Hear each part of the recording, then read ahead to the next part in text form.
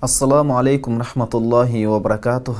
Жалпы жумурай мусулман журтчулугуна Кудай Тааланын жакшылыгын, мээримин каалап, эң улуу жараткан Алла Тааладан баарыбызга бекем иман, чын ден соолук, эки дүйнөнүн бакытын, үй бүлөдөгү ынтымакты, бала чакабыздын ыймандуу, илимдүү, билимдүү болуп, элдин керегине жараган уул азаматтардан, кыздардан болушуну сурап кетмекчибиз.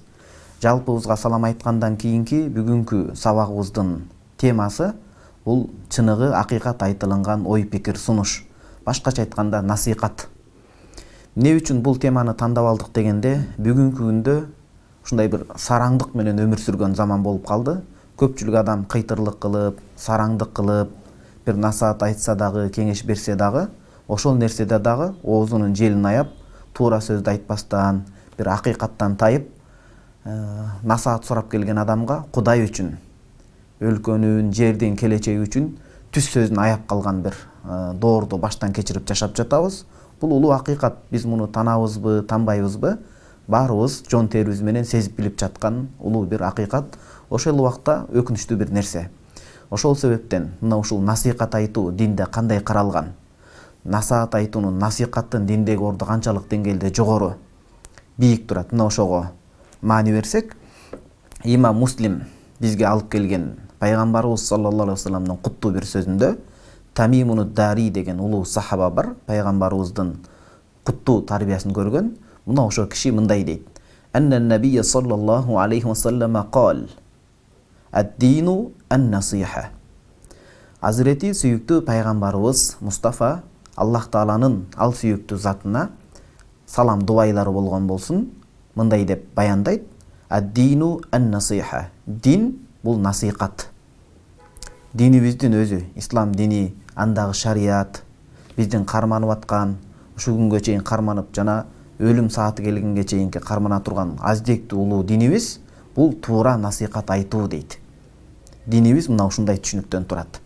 Дин бул насыйкат айтуу деген сөз. Анткени жашоодо адашпаган адам болбойт экен. Ата бабаларыбыз дагы бекеринен мүдүрүлбөс туяк болбойт, жаңылбас жаак болбойт дейт. Адам болгондон кийин адашуу адам затына бул табигый бир көрүнүш. Бирок адашкандан кийин кайра туруп, адамдык баалуулуктардан, асыл мүнөздөрдөн арылбай, кайра түз жолду улап кетүү, мына ушул эң кыйын ушул нерседе. Адам баласы жаңылышып, жаза басып, адашкан соң кеңешке муктаж. Анткени баягы көптү көргөн адамдар бар, көп окуган адамдар бар, жашоодо дегеле тажрыйбасы мол болгон адамдар бар. Ошол адамдардын кеп кеңешине кулак салып, жашоону ирети менен тартипте алып кетүү бул жашоодогу кыйынчылыктардын алдын алат десек, биз жаңылышпайбыз. Анткени ата бабаларыбыз бекеринен каарынын сөзүн капка сал деп бекеринен айткан эмес. Демек сүйүктүү пайгамбарыбыз саллаллаху алейхи вассаламдын дин бул насыйкат дегени, мына бул Шиббир Ахмад ал-Усмани, Ханафи мазхабындагы үлкөн чоң дөш аалымдардын бири, ушул имам Муслим алып келген пайгамбардын куттуу сөзүн мындай деп түшүндүрөт. Дин бул насыйкат дегени эки түрлүү түшүнсөк болот дейт. Биринчи түшүндүрмө бул жерде күчөтүү маанисинде айтылып атат. Башка бир сөзүндө Азирети пайгамбарыбыз саллаллаху алейхи вассалам ал-хаджу арафа, ажылык бул арапа деп баса белгилеген. Ажылыкта арападан дагы башка, арапа күндө туруудан дагы башка асыл милдеттүү деп эсептелген чоң ибадаттар бар. Болгону эң көзгө басар ажылык дегенде эң маани бере турган, эң бир оңтойлуу, эң бир сообу чоң, эгер арафада турбай турган болсо, ошончо бар болгон ажылык ибадаты текке кетет. Анын эч кандай бир пайдасы, берекеси, үзүрүн тартпайт, майнабы жок болуп калат деген сыңары бул сөздө дагы Азирети пайгамбарыбыз саллаллаху алейхи вассалам ад-дину ан-насиха. Дин бул туура кеңеш берүү, туура насыйкат айтуу, туура акыл үйрөтүү. Кеп кеңешин сараңданбастан, ичи тарлык кылбастан, кыйтырлык кылбастан, арамзаалык кылбастан, кандай туура сөз болсо, туура сөз өз сынынан бузулбайт дейт, туурадай кылып айтып жеткирүү дейт. Бул биринчи түшүндүрмө, күчөтүү маанисинде айтылып атат дейт. Кээ бир алымдарыбыз айтат, жок, бул түз эле маанисинде айтсак болот. Анткени ихлас дегендин мааниси, ихластуулук керек дейбиз го. Ошол ихластуулук бул насыйкат деген сөз. Экөө мындай эри шаркак жүргөн эгиз түшүнүктөгү маанилер. Демек, туура насихат айтуу бул туура Кудайга болгон ынааныч, ишенич, туура бир ихлас деген сөз. Ушундай түз маанисинде да түшүнсөк болот дейт. Эмнеге дегенде, анна кулла амалин лам юрид бихи амилухул ихласа фалейса минад-дини. Кайсы бир амалды аркалап аткарып аткан адам, мындай өтө бир көзгө баса көрүнө тургандай чоң амал болсун, кичинекей иш болсун, сооптуу амалдарды аткарып жатканда Кудайды, анын улуулугун, анын ыраазычылыгын көксөп, Кудай менен эсептешип туруп ал ишти аткарбаса, ал иштин майнабы жок, ал иштин пайдасы жок, ал иш сус сыяктуу болуп калат дейт. Ал иштин эч кандай соогу жок болуп калат. Демек, кудум ошол сыяктуу бул пайгамбарыбыз саллаллаху алейхи вассаламдын сөзүн түз түшүнүп туруп биз дин бул насихат деген, ооба, дин бул ихластуулук деген сөз. Адам баласы баягындай көңүлү келгенде, маанайы оңтойлуу болуп турган учурда гана диндин буйруктарын аткарып, бирок жашоодо өдө ылдый болуп сыноо келгенде динди таштап кое турган болсо, буйруктарын толук аткарбай турган болсо, мына ушул ихластуулуктун жоктугунан кабар берет. Кудум ошол сыяктуу дин бул насихат деп бекеринен айтпады. Анда сахабалар таңыркап пайгамбарыбыздын жанында жүргөн, ал улуу заттын тарбиясын көргөн адамдар кулна лиман, о Алланын элчиси, бул насихатты ким үчүн айтабыз? Кимдерге насихатты айтышыбыз керек?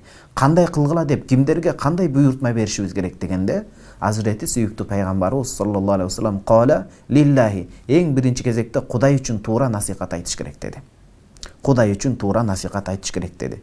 Кудай үчүн туура насихат айтуу деген сөз Кудайдын буйруктарын аткаралы. Колдон келишинче, эч бир кыйноо, мажбурлоо, адамдарга бир күч колдонуп, мындай бир кызылкан болуу, андай нерселерден алыспыз. Анткени ислам дини тынчтыктын, тазалыктын, аруулуктун, айкөлүдүктүн, илим билимдиктин дини эмеспи? Демек, Кудай үчүн насихат айтуу, Кудай үчүн насихат кылуу дейт. Ал дегени Кудайдын шариятын, буйруктарын, тыюуларын колдон келишинче жакшынакай тыкан аткарып, Кудайым тыйган нерселерден тыйылып, Кудайым канткенде менден ыраазы болот деген ойду мындай пешенеге көз алдына тутуп, жашоо, пенделерим эмне дейт эмес, Кудайым эмне дейт деп. Жаратуучум эмне дейт экен, ар бир кылган ишимдин эсеп сурагы кандай болот экен деп. Мына ушул Кудай үчүн болгон туура насихат. Болбосо Кудай Таалам насихатка муктаж эмес. Адамдарды ошол Кудай Тааланын жолун көрсөтүп, адамдарды Кудайды көздөй туура насихат берүү деген сөз. Азирети сүйүктүү пайгамбарыбыз сөзүн улай айтат: "Вали китабихи", жана Кудайдын ыйык китеби болгон Курани Карим үчүн насихат айтуу дейт. Курани Карим үчүн насихат айтуу дегени, Курани Каримде эскерилген буйруктарды, ошолорду моюндап, ага оболу ыйман келтирип, ошол буйруктарды иш жүзөгө ашырып, амал кылып, Курандын өзүн жаттагандын бир аракетин көрүп, ошонун маанисин тереңдеп түшүнүп, өкүмдөрүн билип, Куран жаттаган адамдарды сыйлап, Куранды үйрөнүп, жана өзгөлөргө үйрөтүү. Мына ушул ыйык Курани Карим үчүн болгон насихат деп бааланат. Азирети сүйүктүү пайгамбарыбыз саллаллаху алейхи вассалам сөзүн улай: "Вали расулихи", жана Аллахтын сүйүктүү элчиси пайгамбары үчүн насихат айтылат дейт. Пайгамбары үчүн насихат айтылат дегени кандай? Бул деген эң биринчи кезекте таъзимуху ва насруху хайян ва майитан. Пайгамбарыбыз саллаллаху алейхи вассаламдын көзү тирүү кезинде дагы, бул жалган дүйнө менен коштошуп чыныгы ааламга бет алганда дагы, эки ааламда тең бирдей пайгамбарыбызды урматтоо дегендик. Пайгамбарыбыз көз өтүп кетти, болду. Ал көзү тирүү кезинде урматтасак болот эле деген калпыс, туура эмес сөздөрдү, адепсиз сөздөрдү айтпастан, пайгамбарыбыз саллаллаху алейхи вассаламдын урматын дайыма сактап, ва ихяу суннатихи битааллумиха ва таалимиха, артында калтырып кеткен аздектүү сүннөт амалдарын өзүбүз жакшынакай илим билимге такап, мындай илим билимсиз эле эмес, илим билимдин негизинде аныкталган таза сүннөтүн үйрөнүп, анан башка бирөөлөргө үйрөтүү дегендик дейт. Валиктидау бихи фи аквалихи ва афалихи. Пайгамбарыбыз, пайгамбарга болгон насихат деген сөз, пайгамбарга ал улуу заттын саллаллаху алейхи вассалам айткан сөздөрүндө, куттуу сөздөрүндө, ар бир берекелүү кыймыл аракетинде ал затка эргешип, аны ээрчүү деген сөз. Ва махаббатуху, ал затты сүйүү деген сөз. Ва махаббату атбаихи, ал заттын артынан ээрчиген улуу көч, алтын доордо сүрүп жашап өткөн сахабаларды, табииндерди, дегеле ал кишинин жолун актаган окуучуларын, ал затты жандаган, жан үрөп, ал затка мээрим койгон заттарды, адамдарды жакшы көрүп сүйүү демектик дейт. Анан Азирети пайгамбарыбыз саллаллаху алейхи вассалам сөзүн улап айтат: вали аимматил муслимин дейт. Момундардын башчысы болгон ажоолоруна, башкача айтканда президенттерине, ажоолоруна туура насихат айтуу дейт. Мына бүгүнкү күн тарыхый күн болуп отурат. Закондуу түрдө ажоолуу болдук. Ушул учурдан пайдаланып, Кыргызстандын келечегине, тагдырына жазылган ажообузга эң биринчи кезекте бекем ыйман, карапайым калк үчүн мээрим төгүүсүн, колдон келишинче жакшы иш кылып берүүсүн жана ошондой жакшы иштери менен карт тарыхта жакшынакай тамгалар менен жазылып калуусуна биз тилектешпиз. Кудай Тааладан дуа кылып кетебиз. Үй бүлөсүнө өзүнө бекем ыйман берсин, адилеттүүлүк берсин. Ал кишинин жанындагыларга, жалпы эле мамлекеттин тагдырын чече турган ошол Кудай Таалам колуна бийлик берген адамдарга эң обол ыйман, ынсап, адилеттүүлүк тилеп кетебиз дагы. Ажообузду бул кызматы менен куттуктап, бул орундун, вазыйпанын ошончолук оор, ары жүгөр, милдети оор экендигин түйшүгүндө айтып эскертип, жакшынакай тилектерди каалап кетмекчибиз. Анткени муну айтканыбыз бекеринен эмес. Азирет сүйүктүү пайгамбарыбыз мынакей Кудай үчүн, анын ыйык китеби үчүн, Кудайдын сүйүктүү элчиси, акыркы пайгамбар үчүн жана мусулмандардын ажосу болгон башчылар үчүн да насаат айтылат дейт. Ал кандай насаат айтылат десе, мына карапайым калкым, бул сиздер менен биздердин кулагыбызга күмүш сырга болсун. Ианатухум ала ма хуммилул кияма бихи. Оор тапшырылган жүккө татынакай аткарууга жардамдашуу дейт.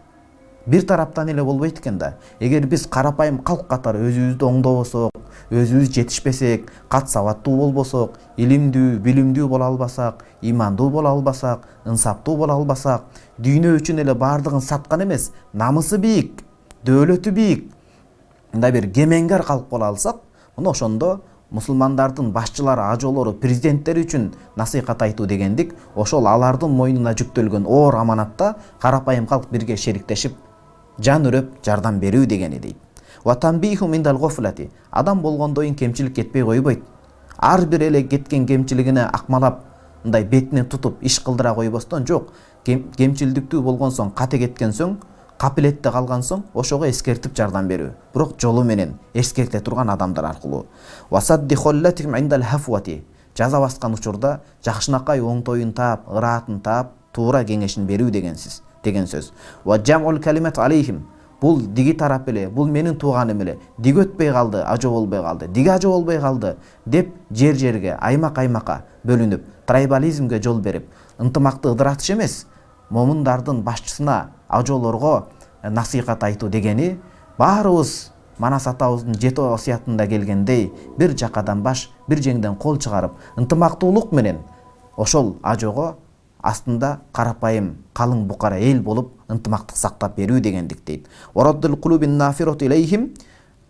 Жүрөгүнөн жек көргөн адамдарга туура түшүндүрүп, эгерде биз карапайым калк оңолсок, биз ыймандуу болсок, биз сабырдуу болсок, ажообуз ошондой болот деп жүрөктөн ал кишини жек көрүп, ажоону жек көрүп тургандарды, жок, ажо бул мусулмандардын башчысы деп туура көз караштап келүү дейт. Ва мин аъзами насихатихим. Эң чоң падышаларга айтыла турган насихат бул даф'ухум аниз зулми биллати ахсан. Өзлөрү билип же билбей зулум кыла турган болсо, ошол зулумдуктан, жаман күнөө иштен, акыбети оор боло турган ыңгайсыз жаман иштерден жакшынакай жол менен кайтаруу. Жакшынакай жол менен дегени даанышмандуулук менен, ошону айта турган адистер аркылуу деген сөз. Жана ар бир намазда жакшынакай дуа кылып, Кудай Таалам ушул ажообуз адашпас экен, тайбас экен деп ар бир намазында каалоо тилегинде кошуп дуа кылып туруу дейт.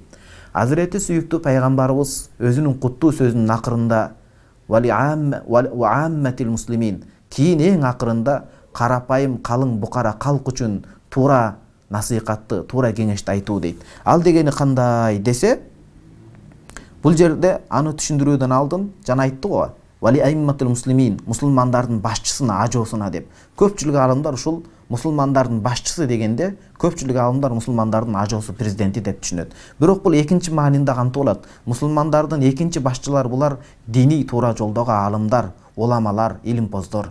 Мына ошолорду да урматтоо дейт. Аларды урматтоо, аларга насихат айтуу кандай болот десе, аларга туура күмөн кылып, жала жабуудан алыс болуу. Мына баарыбыз күбө болуп жатабыз, улуу инсандарга жабылып келген, жалада жабылып калышы мүмкүн, жабылып дагы жатат. Курулай дооматтан, жала жабуудан оолак болушубуз керек. Алымдарга, дин жолунда кызмат кылган улуу инсандарга жаман күмөн келтирүүдөн алыс болуш керек. Алар да мындай көр турмуштун айынан бирөөдөн акча албастан элин ак кызматын өтөп аткандан кийин аларды да кадырлап билиш керек. Анткени кээ бир балдар керек болсо өз атасын кайтыш болгондо кепиндеп жанына кирүүдөн коркуп жийиркенип качып калышат. Өз атасынан, канынан жаралган атасын урматтабаган адамды сиз жамандап аткан, жаман көмөндө болгон молда адам жийиркенбестен ушундай келип татынакай жууп акыркы сапарга ушундай аздекти узатып жатпайбы? Демек, андай адамдарды кадырлап билиш керек дейт. Анан сөзүнүн акырында жогоруда айткандай, жалпы мусулман ва амматил муслимин карапайым калкка насаат айтуу, туура кеңешин берүү дейт. Ал дегени шафакат алейхим, аларга мээрим төгүү. Өзүңүздү кандай жакшы көрсөңүз, өзгөлөрдү өзүңүздүн ордуңузга коюп, алардын кадырын билип, бет беделин түшүрбөстөн, аброюна шек келтирбестен аларды урматтоо дегени дейт. Васса'ю фима яуду нафу алейхим, жалпы карапайым калкка пайда алып келүү.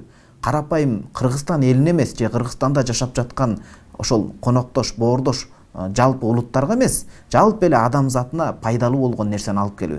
Эң жок дегенде пайда алып келе албаса да өз зыянын келтирбөө деген сөз дейт. Ва та'лимухум ма янфаухум, аларга пайдалуу болгон илим билимди үйрөтүү дейт. Мына мектептин абалы кандай болуп атат, билим берүү жагы кандай болуп атат, ушунун сапатын өстүрөлү. Эң чоң инвестиция бул той топурга, мындай бир эң чоң байлыгыбыз, биздин ресурсубуз той топурга, ашыкча ысырапкерчиликке сарпталбастан билим жаатына, илим жаатына жумшалса, биз алда канча өнүккөн өлкөлөрдөн болот элек.